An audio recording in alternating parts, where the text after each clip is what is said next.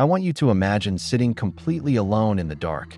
No power, no phone, just a little makeup mirror casting the only light in the room. It's the middle of summer. It's hot. It's dead quiet. And then you look down a hallway, and something is standing there, looking back at you.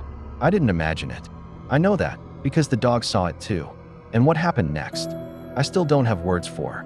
Stay with me, because this actually happened in my own house. Let me paint the picture first, because the layout of this house matters. We live in a small house at the end of a gravel road. Woods surround us on every side. It's the kind of place where you can hear every car that drives by, every branch that snaps outside. It's cozy, but it's isolated.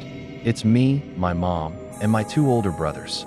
We've lived here long enough that this house has a history, little things, hearing each other's voices from empty rooms, catching something peeking around corners, especially near my bedroom door, where the hallway cuts into a little dip before the entrance. That spot has always felt off. We've gotten used to it, in the way you do when you live somewhere long enough. You just learn to keep moving. Now, the living room. Picture it like a U shape. Near the front door, there's a chair pushed up against the wall right in front of a window. Across from that, the couch, and then another chair between them, filling out that U. Off to the side of the front door, there's a small hallway that leads straight to my mom's room.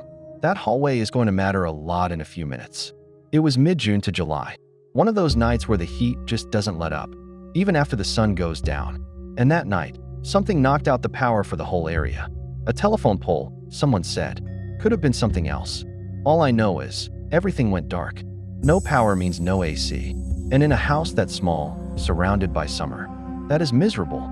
I need a fan to sleep, even in winter. Without that white noise, my brain just won't shut off. So sleep was not happening that night. Everyone retreated to their own rooms to wait it out.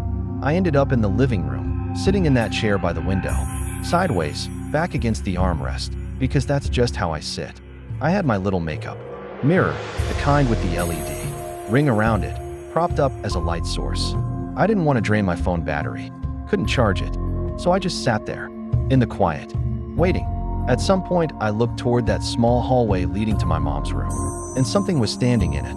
It was tall, not crouched, not hunched, standing, upright, taking up the space in that hallway like it belonged there, just blocking it, a few feet from where I was sitting. Before I could even fully process what I was seeing, my brother's dog started growling. Not barking, not whining, just this low, steady growl. The kind dogs make when they know something is wrong. She was in her cage in the far corner of the room, and she wasn't looking at me. She was looking at the same thing I was. I glanced over at her. Her head was low. Her back was raised, every hair standing straight up. She was completely locked in. When I looked back at the hallway, it was gone. The dog kept looking around. I couldn't move. I don't mean I was frozen emotionally. I mean my body literally would not respond. I was just sitting there, gripping that armrest. And I started to do that thing you do when you're scared. You try to rationalize. You tell yourself you're tired. You tell yourself the mirror was making weird shadows. You tell yourself it was nothing, even though the dog was growling. Even though every instinct in your body is screaming at you. I was almost convincing myself. And then I glanced at the dog again. She wasn't looking at the hallway anymore. She was staring at the space between the couch and the other chair. I turned my head slowly. It was there. Except this time, it wasn't standing. It was crouched, hunched low, like it was coiling itself, squatting between the furniture. And it was staring at me. I don't know how long we stayed like that. Me staring at it. It staring at me.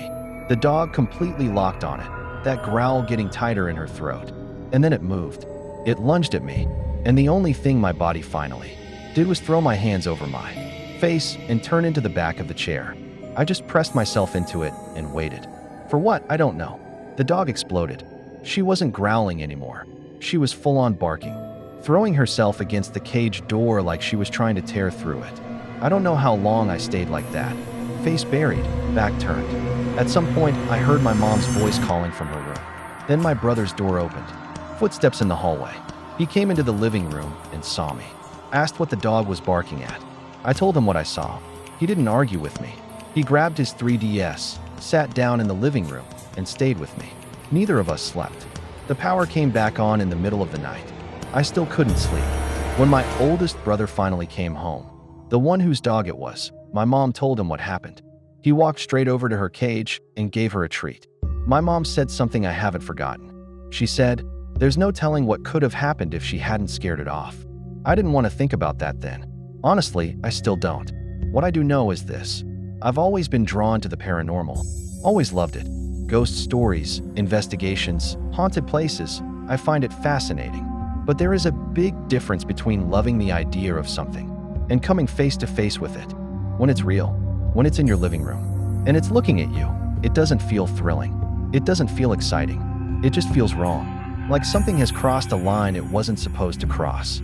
Things have been quieter since then. But lately, they've been picking back up. Small things.